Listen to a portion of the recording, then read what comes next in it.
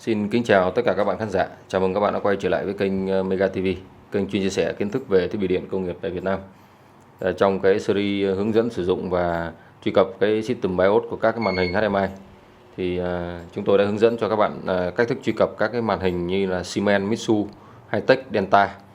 Thì trong khuôn khổ của video clip ngày hôm nay, tôi sẽ hướng dẫn các bạn cách thức các bạn truy cập vào mục system của màn hình Fuji Hakko. Sau khi các bạn sửa chữa, các bạn cần phải test lại các cái điểm cảm ứng hay chỉnh lại cái độ sáng. Thì các bạn thao tác như sau. Trên cái màn hình cảm ứng của Fuji Hakko thì thông thường nó sẽ có các cái phím bấm chức năng từ F1 đến F7. Và nếu như những cái màn hình cảm ứng nhỏ thì nó có từ F1 đến F5. Ví dụ 5 inch 7 thì nó có từ F1 đến F5 thôi. Rồi trên đó nó sẽ có một cái nút, đó là nút System. Để truy cập vào thì các bạn nhấn cái nút System này hoặc là các bạn giữ nha. Sau đó các bạn có thể chỉnh độ sáng ngay ở trên đây ha. Ở đây các bạn có thể thấy này, đây độ sáng này. Đó, bằng cái phím là F1 là truy cập vào, back F2 là tăng độ sáng, F4 là giảm độ sáng và F3 là các bạn chỉnh về cái giá trị mặc định 50%. Rồi ở đây thì tôi sẽ truy cập vào cái menu system của cái màn hình này. Hiện tại màn hình này đang kết nối với BUC Mitsubishi qua cổng Ethernet. Thì để truy cập vào các cái menu thì các bạn nhấn vào main menu. Đó, thì ở trong đây có các cái phần setting như sau. Phần là language là cài đặt ngôn ngữ, rồi cài đặt cái cổng mạng Ethernet, cài đặt cái cổng communication, rồi cái card menu là cái menu để các bạn truy cập vào, để các bạn copy, download và upload cái chương trình cho cái màn hình ấy. Ví dụ như các bạn có cái màn hình mà có cổng USB thì các bạn chỉ cần cắm USB vào và các bạn copy cái chương trình từ cái màn hình này lưu vào cái USB, sau đó cầm cái USB đó qua một cái màn hình khác và up cái chương trình nó lên là xong. Còn để truy cập vào cái phần setting đó thì các bạn vào mục IO test đó, để test các cái phím chức năng. Đây ví dụ như phím system F1 đó thì các bạn có thể test ở đây, test điểm cảm ứng, tấm cảm ứng đó. Đây các bạn vào cái nút switch check để test cảm ứng đây đó, các bạn có thể test cảm ứng ở trên đây. Các bạn nhấn vào các cái vị trí xem là cái việc mà nhấn với lại cái việc mà màn hình nó tác động nó có ok không. Nếu mà ok rồi thì mình tiến hành mình thoát nó ra. Rồi return này. Rồi các bàn phím thì các bạn test ở đây rồi, nếu mình đã hướng dẫn rồi. Rồi bây giờ đến cái mục copy các cái chương trình, copy chương trình cho cái màn hình này thì các bạn vào cái mục như sau. Các bạn vào cái mục là card menu. Đây ở trên đây nó có hai cái chế độ. Các bạn có thể copy bằng CF card hoặc các bạn có thể copy bằng USB. Thì chương trình ở đây thì các bạn có thể là copy là stream data, SRAM hay là Ethernet table, tức là các bảng Ethernet đó. Đó thì ngoài ra nó có cho mình cái lựa chọn transfer, lựa chọn truyền dữ liệu, đó là truyền từ cái USB vô cái màn hình hay là từ màn hình xuống USB. Thì thường cái này là cái nút là màn hình xuống USB thì thường là ta để là upload, còn cái này là download. Đó, còn các bạn truyền qua lại thì các bạn vào đây.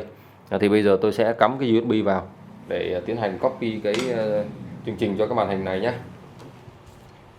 Đây các bạn, phía sau cái màn hình này thì nó có cái cổng USB đây. Một cái cổng này là cổng USB để download upload chương trình USB A. Còn cái cổng USB này là để các bạn có thể là export cái data ra, ví dụ như là báo cáo dữ liệu và qua file Excel này kia gì đó. Rồi, hoặc cũng có thể là copy chương trình. Đây chúng ta sẽ cắm cái cổng USB vào. Đó, thì cái tín hiệu của USB nó bắt đầu có rồi. Bây giờ tôi sẽ tiến hành copy cái chương trình của cái màn hình này bằng cái việc là tôi copy qua USB nhá. Đây thì đầu tiên mặc định nó sẽ là chọn cái chế độ này là built-in socket CF card đó. Rồi bây giờ tôi sẽ chọn là qua cái mục USB port. Rồi sau đó tôi chọn là screen data, mặc định luôn còn trong cái phần cài đặt ha. Rồi sau đó tôi tiến hành là copy từ màn hình qua card. Các bạn chọn đúng nha, chứ các bạn chọn ngược lại là đôi khi nếu mà chương trình ở bên trong nó sai là nó sẽ mất chương trình của các bạn luôn nhé. Đây tôi sẽ chọn là display to card đây. Đó thì các bạn thấy này, cái nút access khi mà các bạn cắm USB vào cái đèn này nó sẽ nháy lên. Rồi sau khi mà các bạn vào đây xong, các bạn chỉ cần nhấn nút start và ngồi chờ thôi. Đó, cái nút cái biểu tượng transferring nó đang hiển thị ở trên đây này. Đấy, các bạn chờ một chút xíu cho cái quá trình truyền dữ liệu nó xong.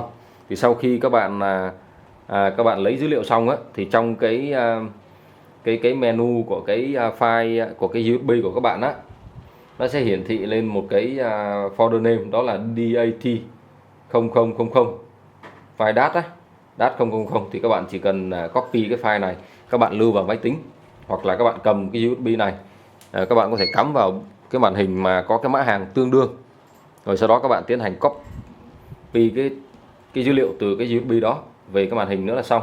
Đó, tức là có working normal finish, tức là quá trình copy đã xong. Đây, các bạn nhấn OK, rồi các bạn return ra. Đây là cái mã màn hình ha, cái phiên bản, rồi cái phông chữ. Rồi bây giờ mình sẽ thoát ra.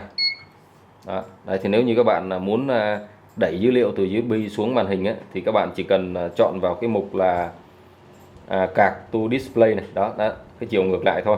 Rồi xong các bạn chờ, có nghĩa là chương trình của mình đã được copy xong. Nếu các bạn có nhu cầu về sửa chữa, nâng cấp, download, upload chương trình hay là kiểm tra thiết bị, các bạn có thể truy cập vào website www.bientần365.com hoặc để lại comment dưới video. Chúng tôi sẽ sắp xếp và trả lời các bạn trong thời gian sớm nhất. Chúc các bạn mọi điều tốt đẹp và hẹn gặp lại những video clip tiếp theo.